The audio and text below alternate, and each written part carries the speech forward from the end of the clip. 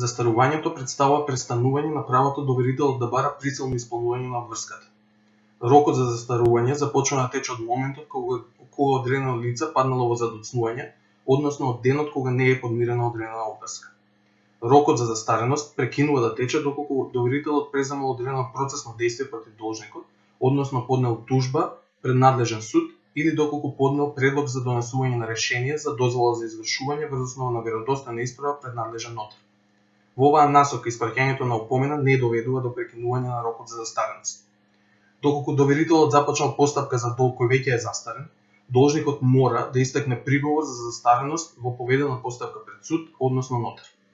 Законот за облигационите односи во членот 367 утврдил рок за застареност во траење од 1 година за побарувањата за надомест на испорачана електрична енергија и топлотна енергија, газ, вода, за оджачарски услуги за одржување на чистотата, го испоракат, односно услугата извршена за потребите на домаќинството.